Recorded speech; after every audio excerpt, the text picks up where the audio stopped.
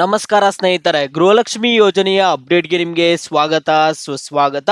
ಸ್ನೇಹಿತರೆ, ಗೃಹಲಕ್ಷ್ಮಿ ಯೋಜನೆಯ ಕುರಿತು ಇಲ್ಲಿ ಕೆಲವೊಂದು ಅಪ್ಡೇಟ್ಸ್ ಆದ್ರೆ ಬಂದಿದಾವೆ. ಆ ಒಂದು ಅಪ್ಡೇಟ್ಸ್ ಬಗ್ಗೆ ತಿಳಿಸ್ಕೊಡ್ತೀನಿ. ಅದ್ರ ಜೊತೆಗೆ ಇಲ್ಲಿ ಪ್ರೀ ಬಸ್ ಕುರಿತು ಇಲ್ಲಿ ಕೆಲವೊಂದು ಅಪ್ಡೇಟ್ಸ್ ಆದ್ರೆ ಇದೆ. ಉಚಿತ ಬಸ್ ಪ್ರಯಾಣ ಕುರಿತು ಇಲ್ಲಿ ಕೆಲವೊಂದು ಅಪ್ಡೇಟ್ಸ್ ಇದೆ. ಈ ಒಂದು ಅಪ್ಡೇಟ್ಸ್ ಬಗ್ಗೆನೂ ತಿಳಿಸ್ಕೊಟ್ಬಿಡ್ತೀನಿ. ಈ ಎರಡು ಅಪ್ಡೇಟ್ಸ್ ಬಗ್ಗೆ ನಿಮಗೆ ಈ ವಿಡಿಯೋದಲ್ಲಿ ತಿಳಿಸ್ಕೊಡ್ತಿದ್ದೀನಿ. ಎಲ್ಲರೂ ವಿಡಿಯೋ ಕೊನೆವರೆಗೂ ನೋಡಿ. ಅದಕ್ಕೆ ಮುಂಚೆ ನೀವೇನಾದರೂ ಚಾನಲ್ಗೆ ಇನ್ನೂ ಸಬ್ಸ್ಕ್ರೈಬ್ ಮಾಡ್ಕೊಂಡಿಲ್ಲ ಅಂದ್ರೆ ಈಗಲೇ ಚಾನಲನ್ನು ಪಟ್ ಅಂತ ಸಬ್ಸ್ಕ್ರೈಬ್ ಮಾಡ್ಕೊಳ್ಳಿ. ಮತ್ತೆ ವಿಡಿಯೋಗೊಂದು ಲೈಕ್ ಆದ್ರೆ ಕೊಡಿ. ನೀವು ಕೂಡ ಸಬ್ಸ್ಕ್ರೈಬ್ ಲೈಕ್ ಇಂದ ನಿಮ್ಗೆ ಇದೇ ರೀತಿ ಕಂಟಿನ್ಯೂಸ್ ಅಪ್ಡೇಟ್ಸ್ ಆದ್ರೆ ಸಿಗ್ತಿರುತ್ತೆ. ಈಗಾಗಲೇ ಯಾರು ಸಬ್ಸ್ಕ್ರೈಬ್ ಲೈಕ್ ಮಾಡಿ ವಿಡಿಯೋ ನೋಡ್ತಿದ್ದೀರೋ ಎಲ್ಲರಿಗೂ ನನ್ನ ಒಂದು ಹೃದಯ ಪೂರ್ವಕ ಧನ್ಯವಾದಗಳು. ಸ್ನೇಹಿತರೆ, ನಾನೀಗ ಡೈರೆಕ್ಟ್ ಆಗಿ ಟಾಪಿಕ್ಗೆ ಬರ್ತೀನಿ. ಮೊದಲನೇದಾಗಿ ಇಲ್ಲಿ ಗಂಡಸರಿಗೂ ಫ್ರೀ ಬಸ್ ಕೊಡಬೇಕು ಅನ್ನುವಂತಹ ಹೇಳಿಕೆಗಳಾದ್ರೆ ಕೇಳಿ ಬರ್ತಿತ್ತು. ಸಿಎಂ ಸಿದ್ದರಾಮಯ್ಯ ಅವರು ಇದ್ರ ಕುರಿತು ಒಂದು ಮಹತ್ವದ ಘೋಷಣೆ ಆದ್ರೆ ಮಾಡಿದ್ದಾರೆ. ಇಲ್ಲಿ ಸಿಎಂ ಸಿದ್ದರಾಮಯ್ಯ ಅವರು ಫ್ರೀ ಬಸ್ ಕುರಿತು ಇಲ್ಲಿ ಏನ್ ಹೇಳಿದ್ದಾರೆ, ಗಂಡಸರಿಗೂ ಫ್ರೀ ಬಸ್ ಕೊಡುವ ಕುರಿತು ಇಲ್ಲಿ ಏನ್ ಹೇಳಿದ್ದಾರೆ ಅನ್ನುವಂಥದ್ದನ್ನ ತಿಳಿಸ್ಕೊಡ್ತೀನಿ. ಗಂಡಸರಿಗೂ ಫ್ರೀ ಬಸ್ ಕೊಟ್ರೆ KSRTC ಮುಚ್ಚಬೇಕಾಗುತ್ತೆ ಅಂತ ಇಲ್ಲಿ ಸಿಎಂ ಸಿದ್ದರಾಮಯ್ಯ ಅವರಾದ್ರೆ ಹೇಳ್ತಿದ್ದಾರೆ. ಇಲ್ಲಿ KSRTCನೇ ಬಂದ್ ಮಾಡಬೇಕಾಗುತ್ತೆ ನಾವೇನಾದ್ರೂ ಗಂಡಸರಿಗೆ ಫ್ರೀ ಬಸ್ ಕೊಟ್ಬಿಟ್ರೆ ಅನ್ನುವಂತಹ ಹೇಳಿಕೆ ಆದ್ರೆ ಇಲ್ಲಿ ಸಿಎಂ ಸಿದ್ದರಾಮಯ್ಯ ಅವರಾದ್ರೆ ಕೊಡ್ತಿದ್ದಾರೆ. ಯಳಂದೂರಲ್ಲಿ 100 ಹಾಸಿಗೆಗಳ ಆಸ್ಪತ್ರೆ ಕಟ್ಟಡ ಕಾಮಗಾರಿ ಶಂಕುಸ್ಥಾಪನೆ ಕಾರ್ಯಕ್ರಮದಲ್ಲಿ ಶನಿವಾರ ಸಂಜೆ ಮಾತನಾಡುವಾಗ ಗ್ಯಾರಂಟಿ ಯೋಜನೆ ಬಗ್ಗೆ ಸಿಎಂ ಸಿದ್ದರಾಮಯ್ಯ ಅವರು ಜನತೆಗೆ ಮಾಹಿತಿ ಆದ್ರೆ ಕೊಟ್ಟಿದ್ರು.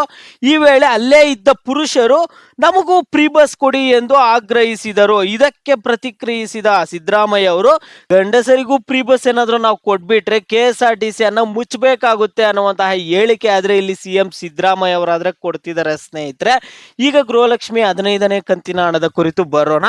ಸ್ನೇಹಿತರೆ, ಇಲ್ಲಿ ಏನಾಗುತ್ತಂದ್ರೆ ಗೃಹಲಕ್ಷ್ಮಿ ಯೋಜನೆ ಹಣ ಬಂದ್ರೆ ಒಂದೇ ಸರಿ ಬಂದ್ಬಿಡುತ್ತೆ, ಬರ್ಲಿಲ್ಲ ಅಂದ್ರೆ ಹಣನೇ ಬರಲ್ಲ. ಈ ರೀತಿಯಾಗಾದ್ರೆ ಆಗ್ತಿದೆ.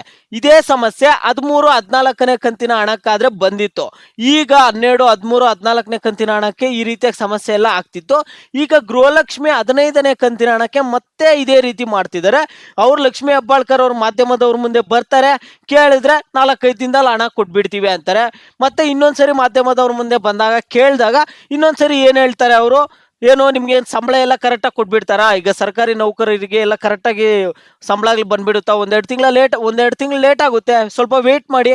ಒಂದು ದಿನ ಲೇಟ್ ಆದ್ರೂ ಗೃಹಲಕ್ಷ್ಮಿ ಯೋಜನೆಯ ಹಣ ಬರೋದು ಸಾಕಷ್ಟು ಜನ ಫೋನ್ ಮಾಡ್ತಿರ್ತಾರೆ ನನಗೆ. ಅವ್ರಿಗೆ ಉತ್ತರಿಸೋದ್ರಲ್ಲೇ ನನ್ನ ಒಂದು ಟೈಮ್ ಎಲ್ಲ ವೇಸ್ಟ್ ಆಗ್ತಿರುತ್ತೆ ಅನ್ನುವಂತಹ ಹೇಳಿಕೆಗಳೆಲ್ಲ ಇಲ್ಲಿ ಕೊಡ್ತಿದ್ದಾರೆ. ನೋಡಿ, ಈಗ ಗೃಹಲಕ್ಷ್ಮಿ ಯೋಜನೆಯ 15ನೇ ಕಂತಿನ ಹಣ ಯಾವಾಗ ಬರುತ್ತೆ ಅನ್ನೋದಾದ್ರೆ ಸ್ನೇಹಿತರೆ, ನಿಮಗೆ ಬಹುತೇಕ ನಾಳೆ ಬರ್ಬೋದು ಹಣ. ನಿಮಗೆ ನಾಳೆ ಸೋಮವಾರ ಬಂದ್ಬಿಟ್ಟು ಹಣ ಆದ್ರೆ ಬರ್ಬೋದು. ನಾಳೆ ದಿನಾಂಕ 9 ಡಿಸೆಂಬರ್ ನಿಮಗೆ ನಾಳೆ ಗೃಹಲಕ್ಷ್ಮಿ ಯೋಜನೆಯ 15ನೇ ಕಂತಿನ ಹಣ ಆದ್ರೆ ನಿಮ್ಮ ಖಾತೆಗಳಿಗಾದ್ರೆ ಜಮಾ ಆಗುತ್ತೆ. ಸ್ನೇಹಿತರೆ, ನಾಳೆವರೆಗೂ ವೇಟ್ ಮಾಡಿ. ನಾಳೆ ನಿಮ್ಮ ಖಾತೆಗಳಿಗೆ ಬಂದು ಹಣ ಆದ್ರೆ ಜಮಾ ಆಗುತ್ತೆ. ನಾಳೆ ಇಲ್ಲ ಅಂದ್ರೂ ನಾಳಿದ್ದು ಮಂಗಳವಾರ ನಿಮ್ಮ ಖಾತೆಗಳಿಗೆ ಹಣ ಆದ್ರೆ ಜಮಾ ಆಗ್ಬೋದು. ಡಿಸೆಂಬರ್ 9, 10ನೇ ತಾರೀಕು ಒಳಗಡೆ ನಿಮ್ಮ ಖಾತೆಗಳಿಗಾದ್ರೆ ಹಣ ಜಮಾ ಆಗ್ಬೋದು. ಎಲ್ಲರೂ ವೇಟ್ ಮಾಡಿ.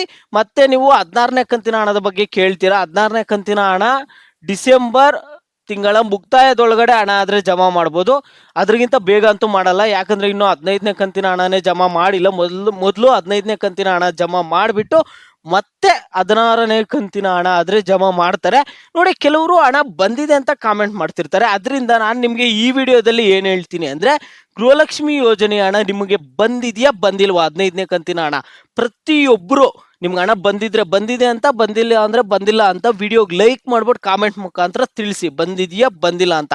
ಆ ಕಾಮೆಂಟ್ಸ್ ನೋಡೋರ್ಗೆ ಎಲ್ಲರಿಗೂ ಗೊತ್ತಾಗುತ್ತೆ ಯಾರ್ಗಣ ಬರ್ತಿದೆ ಯಾರ್ಗಣ ಬರ್ತಿಲ್ಲ ಅಂತ.